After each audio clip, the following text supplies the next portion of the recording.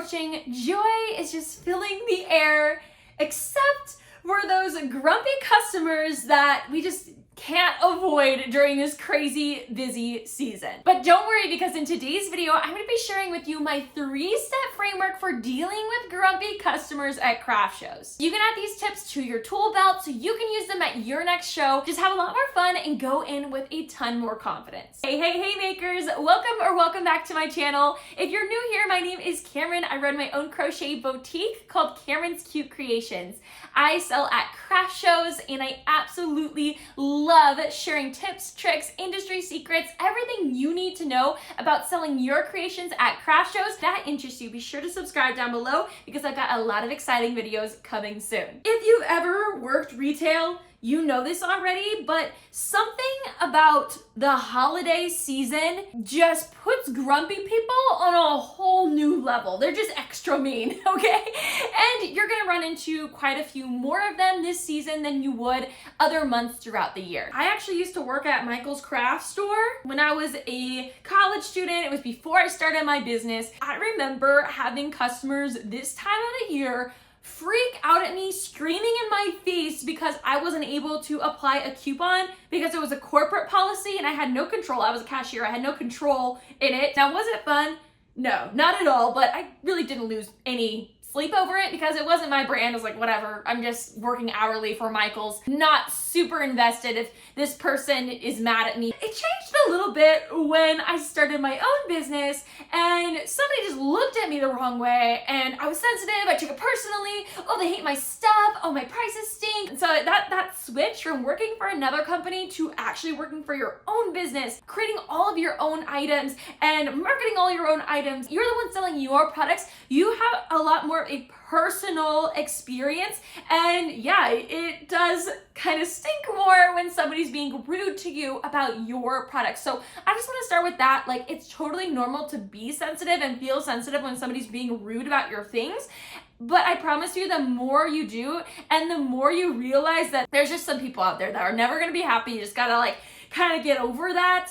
I promise you, these craft shows are so worth doing. So I just wanted to start with that. And it doesn't matter how many positive experiences we have and really amazing customers, it only takes that one person to completely ruin your day. Today's video is how to actually handle that when it happens so it doesn't ruin your day and you can actually have more energy and positivity to focus on those amazing customers that are supporting you. We've got amazing, happy customers to take care of. We can't be wasting our time on any grumps. Before we dive into the 3-step framework, I want to start by let's just put this out there, okay? I want you to know that grumpy customers and weird interactions, they don't happen as often as you would think, or maybe your anxiety is telling you before a show, like, oh my gosh, everybody's gonna hate my stuff, they're gonna complain, I don't know how I'm gonna handle it. I used to stress about that too. It really doesn't happen as often as you think it would. I'm not even gonna lie to you though, it does happen, but that's why I got this video for you. We're gonna get all prepped and ready for when it does happen so we can handle it professionally and we're not gonna let it affect us. Even though it rarely happens, it does happen, and when it does happen, I want you to really keep this in mind. It's gonna be hard. Everybody likes being a little passive aggressive, being a little sassy, you know. You can't do that in your business because your business, your personality, it's your brand. It is one of those key pillar points of you making sales at shows. Your personality, it is huge. I could have amazing products, I could have amazing display, and if I was being sassy or passive aggressive or rude to customers, I'm not gonna make a sale. Really, at the end of the day, please try to give people grace and try to see things from their perspective and know that they may have a lot going on. Some people are just rude, okay? Some people, let's be real, some people are just a little rude, but a lot of the times, the things that people say, they don't think it's as mean as we're taking it. Again, take it a little personally because we run our own handmade business, which is fair. We're gonna take it a little more personally, but it doesn't have to be this attack on you. And a lot of the times people really aren't trying to be rude. It just kind of comes out the wrong way. And the people who are trying to be rude, they may just be having a bad day. I mean, I know when I'm having a bad day, I don't just go to a vendor event and be rude to all of the vendors, but I guess some people do that. So be kind, for everyone that you meet is fighting a battle that you know nothing about. I love this quote from Wendy Mass because it's just such a reminder that we all have things that we're dealing with. Again, really probably shouldn't go around and be rude to the universe, but we don't know what they have going on in their lives. And these grumpy people, they're just maybe having a bad day. Maybe they're stressed out because they didn't do their Christmas shopping on time. That's me. I never do my Christmas shopping on time. I try to give people grace. I know it's hard. I know it's hard when they're being so rude and so mean, but try to give them grace because that is going to help you so much in your brand. We will dive into it a little bit more why in a minute. You are in control here. Can't control how they are going to treat us or what grumpy people are going to say to us at our craft show. We can't control that, but we can control what we do and how we respond. Sometimes people are looking for a fight, they're looking for an argument, but the way we respond is going to be the most important part. Now, when we say grumpy customers, more times than not, they're not even our customers. Like, usually they don't buy stuff from us. It's usually just people that are at the event that are being grumpy. I mean, the amount of grumpy people that are actually going to make a purchase from you, very low. I like to get them out of my booth as fast as possible in the nicest way possible, of course, if they're just being straight up rude. And again, some people are being rude, but it's an accidental rude. And if it's that case, I really try not to take it personally. And, I try to keep them around, especially if I think they're a potential sale, of course, because I'm trying to make sales at my craft show as well. Now, I want to share with you a couple of the things that I've got at craft shows before, because you may relate if you do craft shows or if you're planning on doing them, you may hear something like this. Our prices are too expensive. Can you discount this for me? Can we throw like $10, $20 off of this? I literally once had somebody ask me for one of my $45 velvet beanie hats. They asked me to discount it, not $10 off. They wanted me to discount that to $10. Sell it to them for $10. What? I can find this cheaper off Amazon. Oh, my grandma could make this for me way cheaper. I could make this myself for way cheaper. Your job will be taken over by AI robots in the next year. No, I seriously had somebody say that to me a couple shows ago. You'll get some weird things like that too. Oh, and this is my favorite. When they say, oh, I can make this myself, but kind of under their breath or to a friend, I secretly take a picture of what it is you're selling and walk away like it never happened. Like I wasn't just sitting there crocheting, watching it all unfold. Girlfriend, let me just give you a business card. I share all this. I'm very transparent on my YouTube channel, on my Instagram. And again, it's just something that I don't think they think they're being rude. I really don't, but we take it that way, and it's understandable that we take it that way. I would say 9 times out of 10, the rude or grumpy customers that I have are complaining about my price in some way. I would say the majority is about price, but you will get some other weird things once in a while, or sometimes people are just grumpy. Now we're gonna dive into that 3-step framework that is gonna help you deal with grumpy customers at your craft show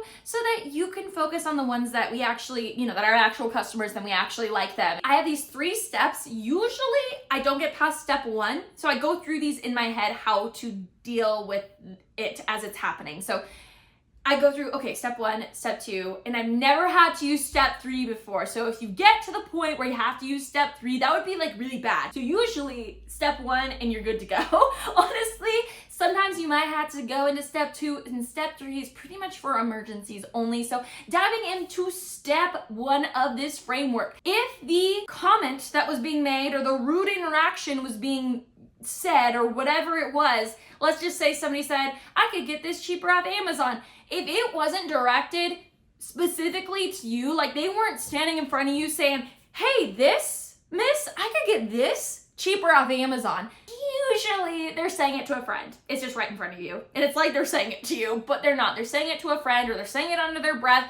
In this case, you ignore it. So step 1 is if they are directing that comment towards you, you just completely ignore the comment. You don't even gotta listen to it. I mean, that's kind of nice. That's really, honestly, the majority of people, again, are gonna be complaining about your prices. they're not gonna buy something anyways, and they're gonna be saying it either under their breath, scoffing at the price in front of you, or maybe turning into a friend, whisper, whisper, whisper, but we can obviously hear it. And if that's the case, we ignore it, because there's no reason involving ourselves in this conflict when it wasn't even directed to us. I mean, it was about us and it was right in front of us, but there's no reason. I can't even tell you in my last show how many times it happened, because the more it happens, you just get used to it, you know, and you're just like, well, whatever. It's just like background noise, right? They want to be upset about it. They can be. And also, by not involving yourself in that conversation, it's going to help them kind of move on a little bit quicker. I had one of my first craft shows, a customer walk up and she grabbed a scrunchie and she was thinking about buying it, and her friend snatched it out of her hand, put it back on my pegboard, and turned to her and goes, well, you know, you should not buy this. This is way too much. I can find these way cheaper off of Amazon. And I remember sitting there and being like, I'm sitting right here. I hand make all this, you know, but I didn't say anything. I just watched it all unfold and they walked off. They probably did order some scrunchies off Amazon. And you know what? It's all good. It's fine. I sold my scrunchies still. I still made money just because those two girls bought them cheaper off Amazon. I wasn't going to involve myself in that conversation. To recap, step number 1, if it's not directed to you, you just ignore it, pretend like you didn't hear it. We're good to go. Step number 2, now, you can't use step number 1 if you're in a situation where somebody is saying something directly to you. So, for example, if they grabbed a hat and they look at you and they say, can you mark this half off for me? Because I don't want to pay full price. Now you have to respond, because if you use step 1 for this, you're just gonna look really weird if you just sat there and didn't respond. You had to say something back. Step 2 is responding calmly and from their point of view. Always from their point of view. Have you ever heard the customer is always right? Even when they're not right, they're right. Okay, we make it feel like they're right.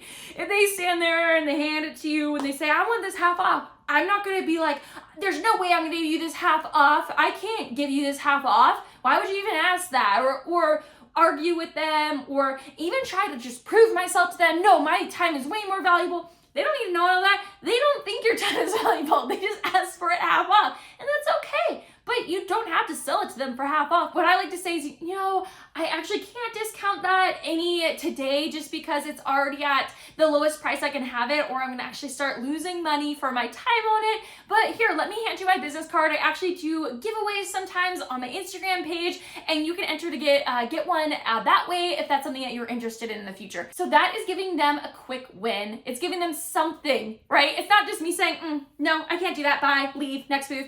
Are they gonna go follow me on Instagram and enter to win a beanie? I don't know. And it doesn't really matter if they do or not, but I'm giving them an option, something else, and not making them feel bad that they asked for the discount. You know, you never wanna be like, why would you say that? It really rarely does happen for me, honestly. And it does depend on the event, but usually, again, people aren't trying to be rude. They just want a deal, and you can just politely explain that. Sometimes people ask, why is it so much? Like, why are you charging this much? This is really expensive. You must make a lot of money. I get that sometimes. You must make a lot. And with that, I would respond, you know, I totally see why you would think that, because I do kind of have to keep the price point a little higher on this item, but it actually just takes me a really long time. And these materials are super high quality, and so it costs me a bit more to make products like this. But I do have another option that's over here. I actually make this with my knitting machine, and it's a little bit of a cheaper quality material, but still really high quality and really soft for a discounted price.